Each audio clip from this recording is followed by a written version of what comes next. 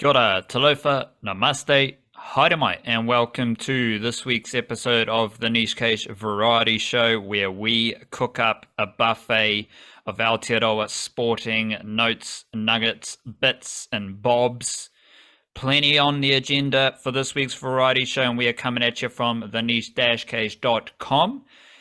Big up to all the people on Patreon and anyone with a paid Substack subscription. We have just finished recording our subscriber podcast.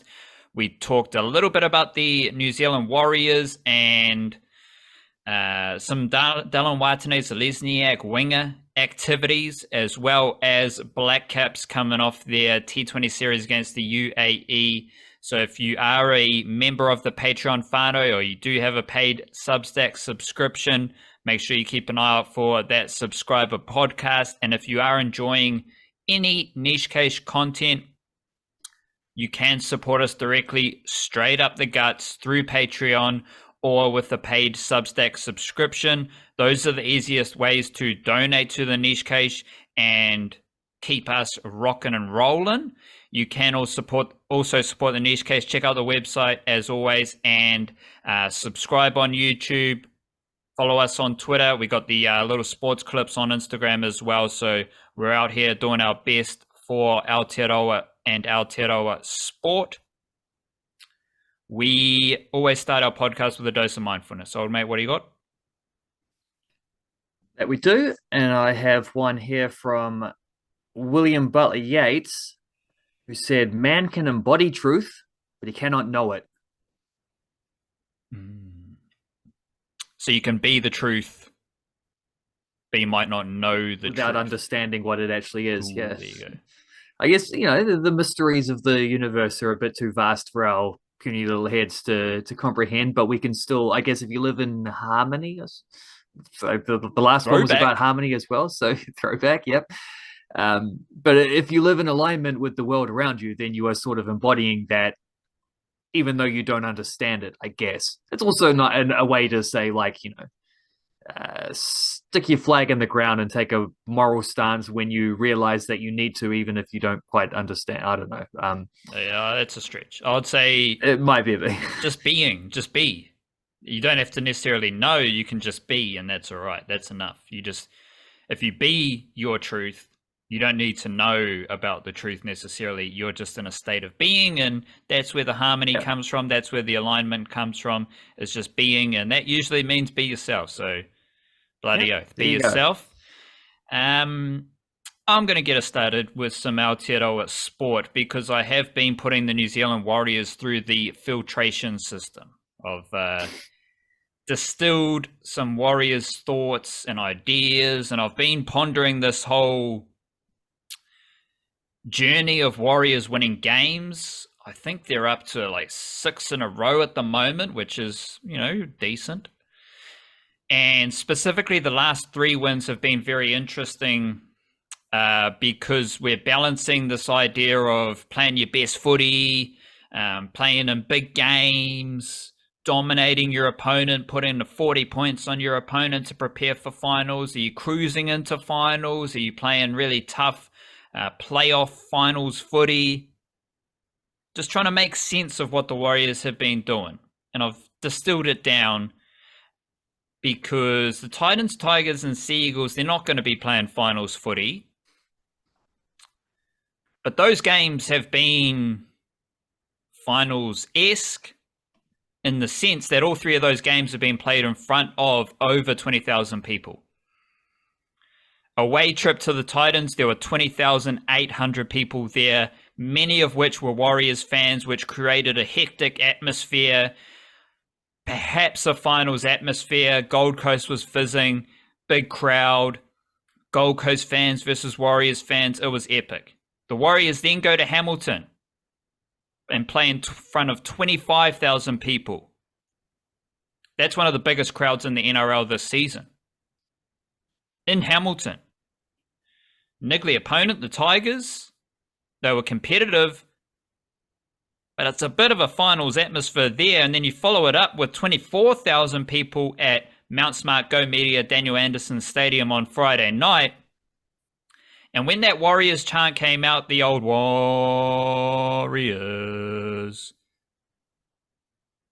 that was ominous. And that came in a defensive set where the Warriors were just smashing the Seagulls over and over again. And that played into a finals atmosphere. So it's hard for me to come out and say that the Titans, Tigers, and Seagulls are top 8 opponents, finals caliber opponents, playing their best footy. But we have documented the fact that they are all tricky, niggly, quirky opponents, and each one of those games has been played in front of at least 20,000 people, and 20,000 is an interesting mark for NRL crowds. Big NRL crowds are over 20,000. Your Dragons, they might get 9,000 at one of their stadiums. The Tigers might get 5,000 at one of their stadiums.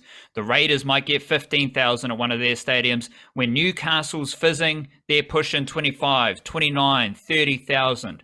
The Warriors have played their last 3 games in front of 20+ thousand people. I expect it's going to be over 20,000 people at their next home ground. That is finals footy atmosphere. And I don't know if the footy has been finals footy caliber, but the atmosphere, the hype, the fizz, the juice, the mana, it's all been about finals. And I think that is preparing the Warriors for big finals games. What do you got? Well, what did you say the crowd was when they played in Hamilton? 25K. Yeah. Beauty, because that's actually, believe it or not, that is this nice alignment, because I've also got some crowd numbers here from the World Cup that's just been there, the FIFA Women's Football World Cup. And that's actually bigger by a decent margin than any of the crowds that Hamilton turned up for the World Cup, which is a surprise. But I guess Hamilton was a little bit stink with the crowd numbers, not because of Hamilton, but because 4 of their 5 games were on weeknights, and one of them clashed with a Football Ferns game. So obviously people weren't going to go to that when their own team is playing somewhere else, you know. But yeah, where are we here? The crowds throughout the World Cup on the whole, just absolutely incredible. And it comes after, if you like flash the mind back to just before the World Cup started, we had one of the FIFA representatives out there talking about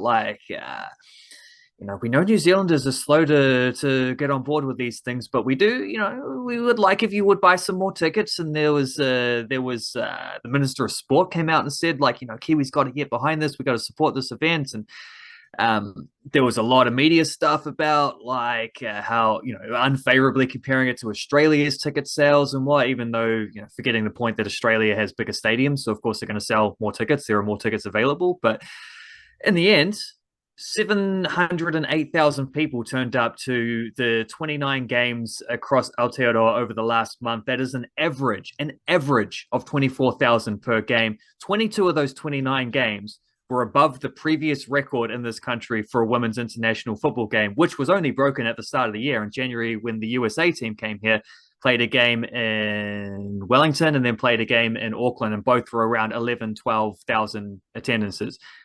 Those were records. These shattered those records. In fact, all 3 of the knockout games, they were at Eden Park in Auckland, with sellouts of 43,217 people. Those 3 games are now tied for the biggest crowds in New Zealand for a football game, full stop. Not for a women's football game, not for an international football game, for any football game in this country where they've got measured statistics on who turned up. Those are the records. The only games that dipped under 10,000 attendance throughout the whole thing were all weekday games played in either Hamilton or Dunedin, where obviously you got the smaller stadiums and the smaller population. And Dunnes still served up a sellout, a beautiful crowd for that New Zealand game against Switzerland. Hamilton might well have edged Dunedin on the averages as well if they'd had a little bit more frankly, if they'd had a Ferns game. Of the four venues in New Zealand, they were the only ones that didn't get to host a Football Ferns game, so you got to keep that in context. Wellington, Sky Stadium. Although you weren't allowed to call it Sky Stadium because FIFA only let you use their own. They only let you use their own sponsors. So maybe it was Coca-Cola Heineken Stadium or something. Wellington averaged 25,000 people. That was the average. That's not like the peak for Wellington attendances. That was the average across Wellington's 9 games.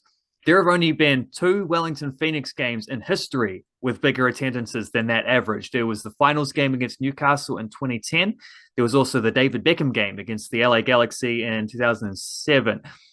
Obviously, now we're hoping that this interest flows on into other football, and people latch onto the National League, which is coming up, but especially those Phoenix games, men's and women's, that are coming into their season sooner rather than later. But even if it doesn't, this World Cup on its own has been absolutely enormous. The only tickets in town that rival it are the Warriors, which, as you've just detailed. We're at a time right now where, the forces that be, the Kiwi sporting media establishment, are trying to start to pump up this little event called the Rugby World Cup, which is coming around the corner. And in light of that, I just think it's I just think it's an absolutely beautiful and frankly vindicating for us as the niche case, given the things that we cover, that while people are starting to talk about rugby, the places to be, the things where people are actually voting with their feet and their currency and turning up to see a rugby league and women's football. It's beautiful. It's what a time to be alive. Well, I love NPC rugby. I love it. All of those provincial unions would love to have 10,000 people at their games. And obviously, international football, World Cup, that's a big deal. That's always going to get more people than NPC rugby. Regular old Warriors game, you're getting at least 10 times as many people going to those games. So I think that tells you the story of the shifting sands of Aotearoa sport, and part of those shifting sands is NRLW, because we have had a influx of rugby union players going to NRLW, but one player, well, she did play rugby union. She played for Wellington in the Farapama Cup while also playing rugby league. Now she's in her first season of NRLW. Alexis Tauaneai, who I've talked a lot about in recent weeks, 18-year-old from Wainuiomata. She plays for the Dragons, and the Dragons had their second win of the season. They're down in 8th. And top 4 teams play finals footy, so they've got a bit of mahi to do. Obviously, Dragons, Racine McGregor, Tyler Nathan Wong, Cortez Tapo as well. But Alexis Tauaneai is straight up one of the best middle forwards in NRLW. She has played... I get that win for the Dragons against the Tigers, big comeback win. She played the whole game, 70 minutes, 33 tackles, 205 meters. That was her first game over 200 meters, 205 meters. But it wasn't her first game playing a full game.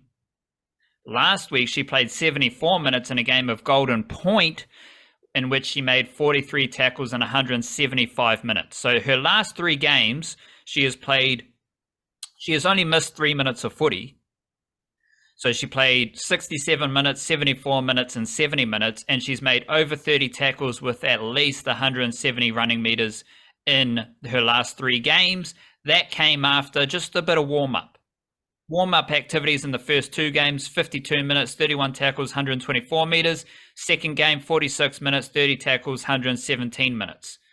So since then, she's missed 3 minutes of footy. She's played at least 65 minutes in all 3 games, at least 30 tackles in her next 3 games, at least 170 meters in her next 3 games. Alexis Tauaneai is one of the youngest players in NRLW, but her mahi in the middle of the field, whether it's starting lock, whether it's starting prop, she's playing full games for the Dragons in the middle, churning out powerful mahi. She's got an offload. She breaks tackles as well. She's not just a kind of a marathon fitness professional. She's powerful. She's big. She's got skills. She's got mobility, and she rips in for the Dragons. So another shout out. It's happening every week at this stage for Alexis Tauaneai, 18-year-old from Wainuiomata. Brilliant. And my next offering will be that the Flying Kiwis goal scoring trend continues unabated. Just basically every attacking player in the distant kind of all whites picture has scored a goal recently. And the main man who had been missing, like we'd seen Makawa, we'd seen Grieve, we'd seen Max Mato been scoring heaps of goals. We'd had Logan Rogerson scored one this morning as well. He's another one. Like all these dudes have been scoring goals. Andre De Jong, I said Callum Makawa, didn't I? I'm not going to list them all because I'm going to forget someone. I already have. But the guy who was missing was Chris Wood.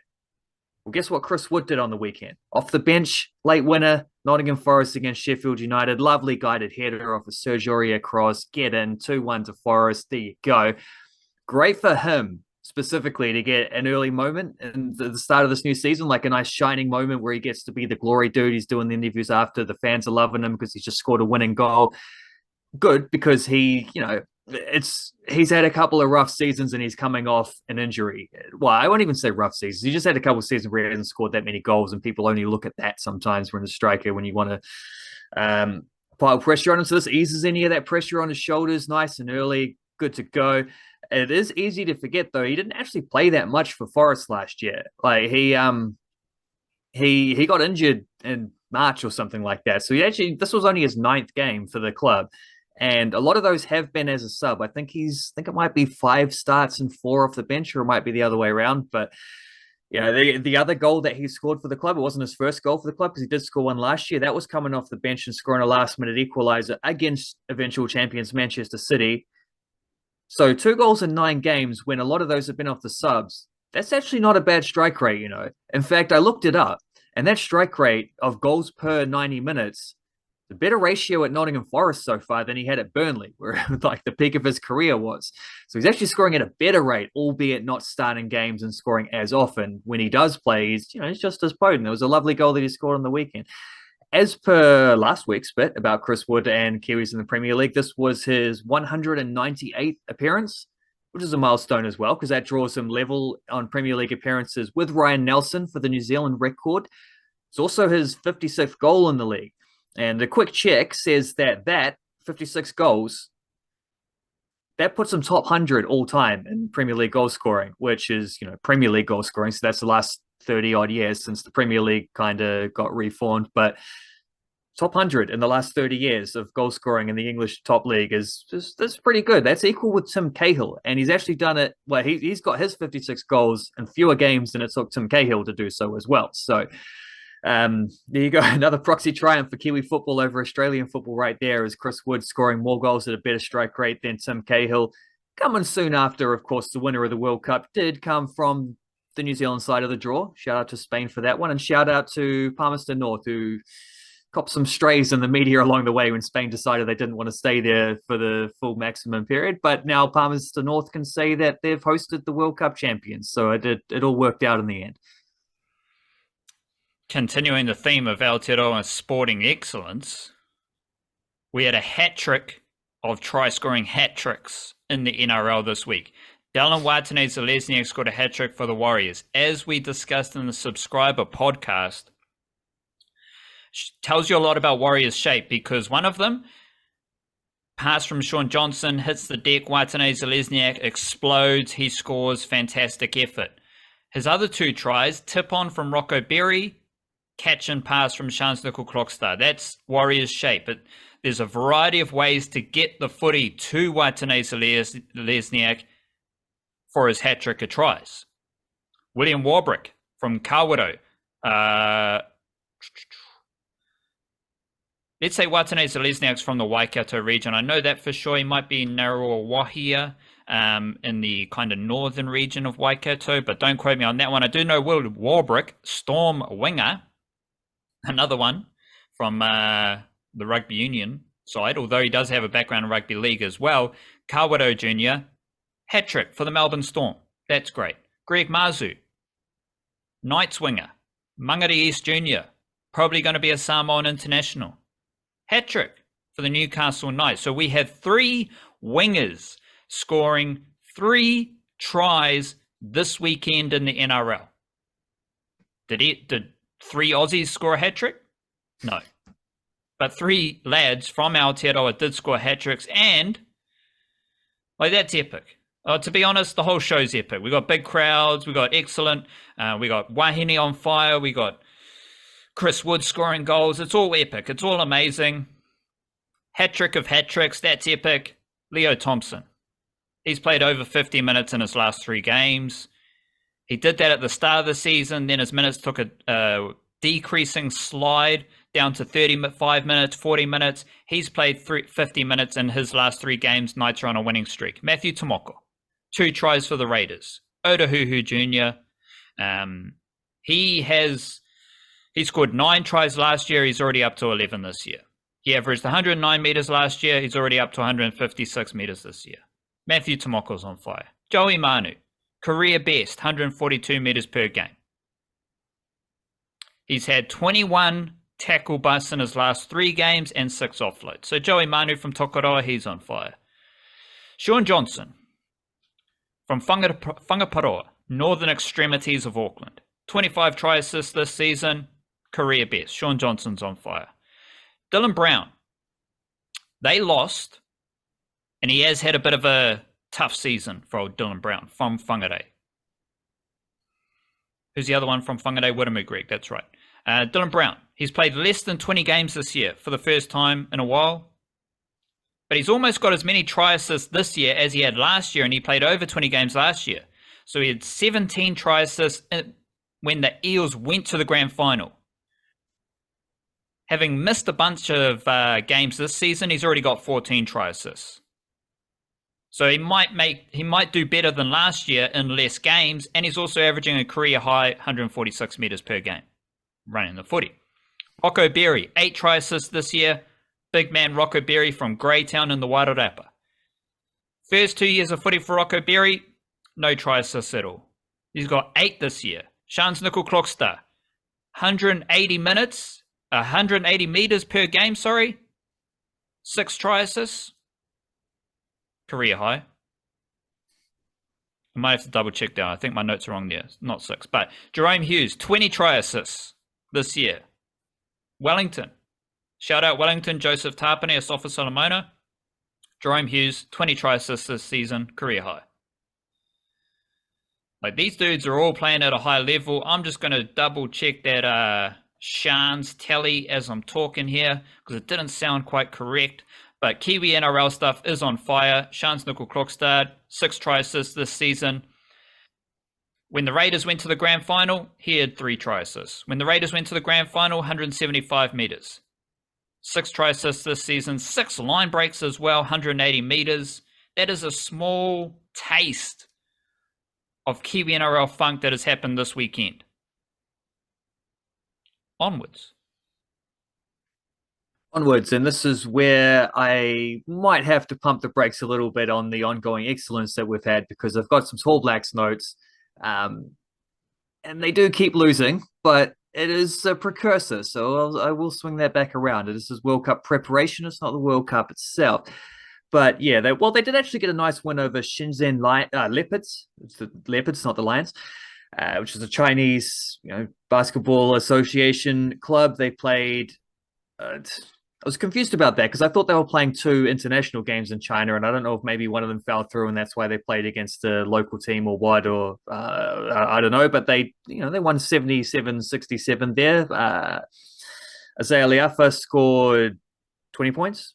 Yanni Wetzel had 12 points, 8 rebounds. It was probably the star performance there, and a good win over a domestic team. That's cool. But then they played Italy and they went down 88-81 in their last pre-World Cup warm-up match.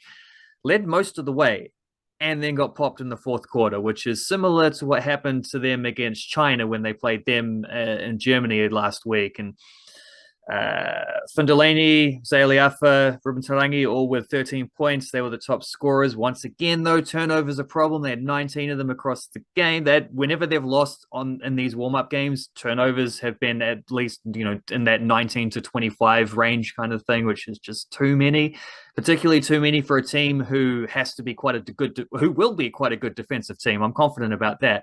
And they've actually been shooting really well. Like, their shooting percentages have been solid as, including from 3-point range. It's just they're coughing up the ball too often, which is the thing that needs to improve against the better teams come the World Cup. From this point onwards, straight to Philippines, off to Manila, where the World Cup itself has taken place. At least their sort of section of the World Cup. It's being co-hosted in a couple different countries. And yeah, first up, USA.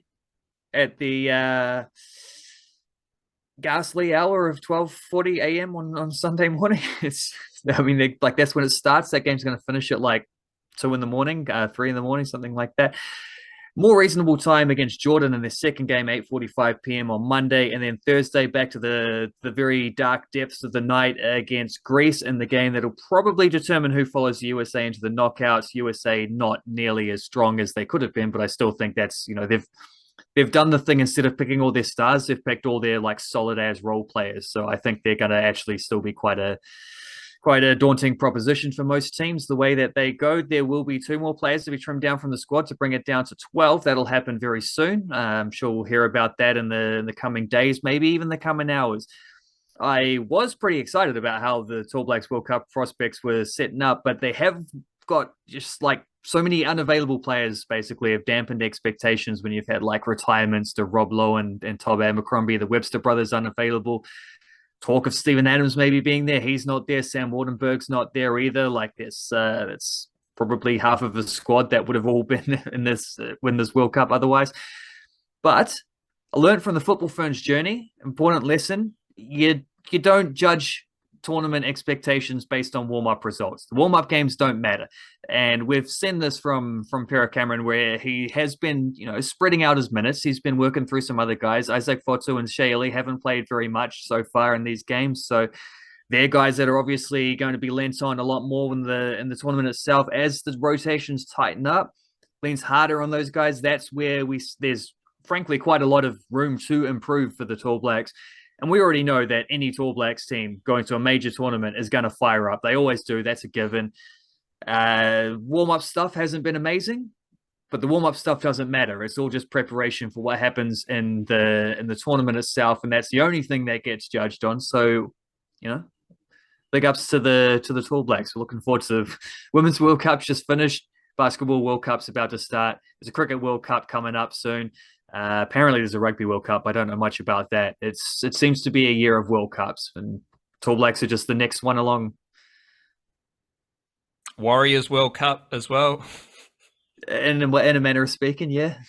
Next up, I do want to highlight Cheyelle Robins-Reti, who is probably one of the least known NRLW players who moved from rugby union to the NRLW in this intake. There was also like someone like Tafito Lafaele, who I didn't know much about. She had played for the Black Ferns and she hasn't played for the Broncos yet, so I haven't seen her in NRLW. Hadn't really heard of Cheyelle Robins-Reti before. She's from the Taranaki. I think she was playing for the Chiefs, and she moved into the Raiders team. She started every game at center, and she is one of my favorite like undercover NRL wahine at the moment. She's so smooth, sneaky, powerful, a little bit similar to Matthew Tomoko. I think Mackenzie Wiki, who had started the first few games at centre for the Raiders NRLW team, is more similar to Tomoko as far as power goes, but just overall class and impact. Cheyelle Robins-Reti is having a Matthew Tomoko-like impact at centre for the Canberra Raiders. She scored in the win over the Eels. I think it was actually a winning try as well. 5 games, 3 tries. 3 try assists as well. She's had at least 4 tackle busts in every game. She's had 4 line breaks. She's a really good defender as well. She started off with 6 tackles, 3 missed tackles in her first game. Since then, she hasn't missed more than 1 tackle. She's also averaging 137 meters per game. She's smooth. She's composed. Fantastic combination on the left edge for the Raiders with Madison Bartlett, Kiwi Ferns winger outside her, and Api Nichols setting a lot of that play up on the left edge for the Raiders. I do like the Raiders NRLW team. They have a lot of different looks there. Kirihatina Matua is an edge forward there. Wiki's been out of the rotation for a few weeks. I think she is injured. But Cheyelle Robins-Reti, if you didn't know who she is, need to tap in with her. I think she did play for the Black Ferns. Not in the last World Cup, though, I don't think. But she is very good. And I'm really enjoying learning more about her and watching her play rugby league for the Canberra Raiders women's team. I've been enjoying just seeing how the Wellington Phoenix Women's team have been going about their off season, where they've definitely sort of hit a switch and been like, okay, well, we're going very serious with this stuff now. Whereas the first year was quite a development team, sort of in preparation for the Under-20 World Cup, a lot of crossover, including the coaches. Then last year was sort of somewhere in between, like a transitional year. This year seems like they're going quite serious in terms of we want to make the playoffs this year. And to do that, they've signed their first three ever import players. So we've got three Americans coming in: Hope Breslin, Haley Davidson, and Mariana Speckmeyer. Breslin is an attacking midfielder, a winger, left footer, good dribbling, good technique. Actually, a former teammate of Ellie Riley's at Angel City briefly, where they drafted her, and she played at least a couple games. She hung around. Davidson is an attacking fullback, played for Randy Waldrum, the coach in college, who is the sort of got a bit of fame recently as the coach of the Nigerian team at the World Cup, taking that Nigerian team into the knockouts.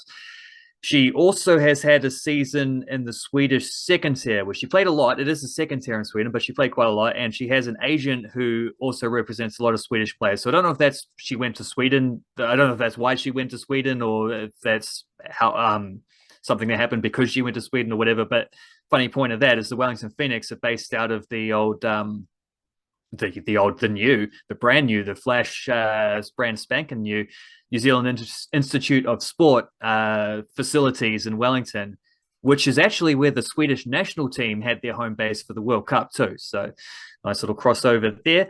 And then Speckmeyer also has played a little bit of NWSL, same as Breslin. In fact, she actually had she was at the same team as Breslin for preseason training camp at one point. So they have actually met before, which is interesting. Recently scored an absolute banger in the Challenge Cup for Washington Spirit, where she was there as a replacement player while a few others were away at the World Cup. She has played a little bit in Iceland. She almost played in Russia, but then a war started happening, so she backed out of that one. But had a season in Iceland where she didn't play much, but she was around roundabout for Valur, who are the top team. And actually, I looked it up to see, because Valur finished first and Betsy Hassett-Stjanen finished second. I looked it up to see if they played each other. They didn't, but they were in the same league. And Speckmeyer, who was born in Miami, has a Venezuelan father. So she's also played not only age grade, but she's got 12 caps and 2 goals for Venezuela at international level as well. She is a striker. She's the import striker that they've been trying to get to. And yeah, we're talking about one Venezuelan international, but 3 Americans, basically all fringe NWSL players looking to sort of lock down a career. So I am curious to see, like, they're not, they're a long way off being like US women's national team players or anything like that. So I'm curious to see how that level of player stands out above the locals, what that kind of comparison looks like. But I guess it's also not just the level of player, it's also the type of player that they're looking for, like a goal-scoring striker who can run in behind the lines and stuff like that, creative midfielders who can play in the pocket, stuff that they haven't had before. And they've got it now because they've removed the Australian player quota, which was nice of the league to do. The first season they had to sign 7 Australians. The second season it was 5. Now it's 0, which kind of feels like they've been paid out on their good behavior bond, is what that feels like. There's a month to go until the preseason begins. They're ahead of the game with their squad. Most other teams are only just starting. They're already up to 15 players now on board. Only a couple of free agents left to decide. They do still have 2 import spots if they want to use them. I'm not sure if they will or not, but from this point onwards, I think we can expect to see new faces being signed, whether locals or additional imports, possibly 1 or 2 more from the academy, especially with scholarship spots available. To see Macy Fraser getting a 3-year deal last week. By the way, the blokes in the Aussie Cup, their round of 16 game comes up on, I think it's Sunday afternoon, and they've been drawn against Melbourne City away for the 3rd year in a row. I don't want to say it's a stitch up, but it's 3 years in a row is a bit wild. I don't think the Phoenix have much pull in the Aussie I mean, they're Cup not even draw. allowed to play home games in the Aussie Cup. Yeah. They're always the away team. And I do like how the Wellington Phoenix Women signings, they are aligned with the demise of USA Soccer. So that is good to see. My last note here is Kyle Jamieson. I'm very interested in what Kyle Jamieson's doing with the white ball. We know Kyle Jamieson is a test bowler. He's played 16 tests. He's got an average of 19.45. World class. The Black Caps are preparing for an ODI World Cup, though, and Kyle Jamieson has only played 8 ODI games. He's also only played 38 List A games, which is the least of his first-class List A T20 career. So he hasn't played much white ball cricket with 11 T20 games either. T20 average, 50. ODI average, 26.9. I think Jamieson's a World Cup bowler, and this is going to be a very interesting leg of the tour to England. Coming off the UAE series, he took 3 wickets at an average of 24.3. That is basically his best year of T20 bowling for the Black Caps, and he is on track to bowl the most overs this year of his 3 years playing T20 cricket for New Zealand. In ODI cricket, he hasn't played ODI cricket this year. However, last year was his best year of ODI cricket. 6 wickets at an average of 18. Previous year, 2021, 45 average. Previous year, 2020, 31.6 average. So, Kyle Jamieson needs to play some ODI cricket. And if he does, his career might be heading in a upward trend of white ball bowling. So it'll be interesting to see what Kyle Jamieson does. Obviously, if he can play T20s against England, that would also be fantastic. But he is a world-class bowler in Test cricket. He hasn't done much with the white ball in his career, and I was surprised at how little white ball cricket he has played for New Zealand, but he is cooking. He is in the oven. He's got the hot stones on top of him. He's in the hangi. He's brewing away, ready for an ODI World Cup, and his workload is increasing as well, hopefully, as his efficiency. Musical jam, I'm going overseas, international, global, musical funk. I have been enjoying the new track Blue and Real Bad Man. Real Bad Man, he's a producer who collaborates with a lot of undergroundy hip-hop artists like Blue. They've got a song Aladdin, and they also have a project coming up together, so I'll be keeping an eye on that one. And of course, Fat Tony, funkiest artist coming out of America somewhere via Car Park Records. He's got a new song called Loosen Up with Tay Dex, and he's got a new album, I Will Make a Baby in This Damn Economy, coming out in a couple of days. I do love Fat Tony. If you need a jam to jam away to, Fat Tony, Gambling Man, chuck it on, have a vibe, your musical jam. I wonder if Fat Tony's named after the Simpsons character. I'd hope so, because that album title was a banger as well. San Francisco's Finest, OC's got a new album out. Not quite the sort of like hardcore punky influence stuff of their most recent one. They're going back a little bit into the sort of weirder European-y influences as well, but it rips, it absolutely shreds, it does all those things that an OC's album is supposed to do, as always. And then, more domestically speaking, Hemingway, who's kind of I guess a Kiwi crooner, I would say something along those lines.